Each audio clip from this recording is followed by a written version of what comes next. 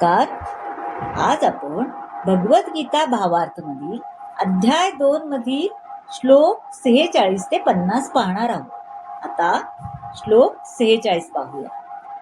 यावानर्थ उदपाने सर्वता संप्लुतोदके तावान सर्वेषु वेदेषु ब्राह्मणस्य विजानताः. यामध्ये यावान म्हणजे जितके सर्व आणि उदपाने म्हणजे विहिरीत आणि संप्लुत उदके म्हणजे मोठ्या जलाशयामध्ये. यात सांगितले आहे की ज्याप्रमाणे लहान विहिरीद्वारे होऊ शकणारी सर्व कार्ये मोठ्या जलाशयाकडून त्वरित होतात. आता छोट्या विहिरीत आणि मोठ्या जलाशयात फरकच आहे ना, त्वरित होऊ शकतात. त्याप्रमाणे ज्याला वेदांमागचा हेतू माहीत आहे त्या ज्ञानी मनुष्याला वेदांशी संबंधित असलेली सर्व कार्ये सहजपणे प्राप्त होतात. आता सर्वसामान्य मनुष्याला या युगामध्ये वैदिक कर्मकांडातील सर्व विधी विधानांचे पालन करणे शक्य नाही, बरोबर आहे. तसेच संपूर्ण वेदांत आणि उपनिषदांचे अध्ययन करणे पण त्यांना शक्य नाहीये.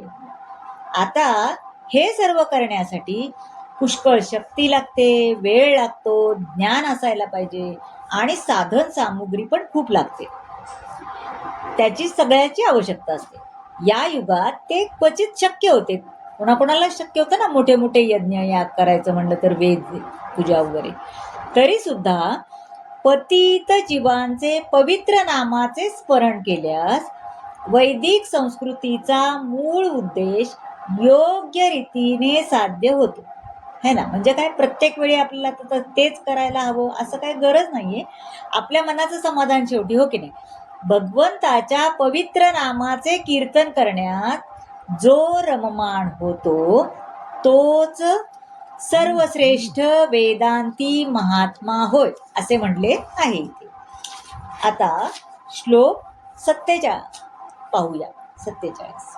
आता हा श्लोक तर सगळ्यांना माहिती आहे बहुतेक, नेहमीचा श्लोक आहे हा. आता श्लोक 47. कर्मण्येवाधिकारस्ते मा फलेषु कदाचन मा कर्मफल हेतुर्मा ते संगोस्त्वकर्मणी. हा श्लोक सर्वांच्या परिचयाचा आहे. यामध्ये तुझे नियत कर्म करण्याचा तुला अधिकार आहे, पण कर्मफलावर तुझा अधिकार नाही. तुझ्या कर्मफलास तू कारणीभूत आहेस असे कधीही समजू नकोस. तसेच तुझे कर्तव्य न करण्यामध्येही तू आसक्त होऊ नकोस. या ठिकाणी कर्म, विकर्म आणि अकर्म या 3 गोष्टी विचारणी आहेत. प्राप्त प्राकृतिक गुणानुसार केलेले कार्य म्हणजे नियत कर्म होय, आणि विकर्म म्हणजे शास्त्राविरुद्ध केलेले कर्म, आणि अकर्म म्हणजे स्वतःचे कर्म न करणे. भगवंतांनी अर्जुनाला निष्क्रिय न होता कर्मफल इच्छारहित होऊन आपले विहित कर्म करण्याचा सल्ला दिला आहे. शास्त्रांच्या आदेशानुसार कर्तव्य म्हणून फल इच्छा विरहित केलेले कर्म सत्वगुणयुक्त कर्म असते. त्या फलाची आशा ठेवून केलेले कर्म बंधनकारक असते, म्हणून असे कर्म अशुभ असते असे म्हणतात. स्वतःचे नियतकर्म करण्याचा प्रत्येकाला अधिकार आहे. फलावर आशा न ठेवता कर्म करणे आवश्यक आहे. म्हणून भगवंतांनी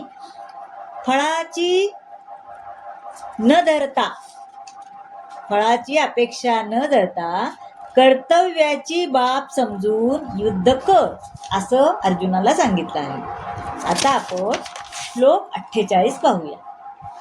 यामध्ये योगस्थ कुरु कर्माणि संगत्यक्त्वा धनंजया सिद्ध्यो समो भूत्वा समत्वं योग उच्यते.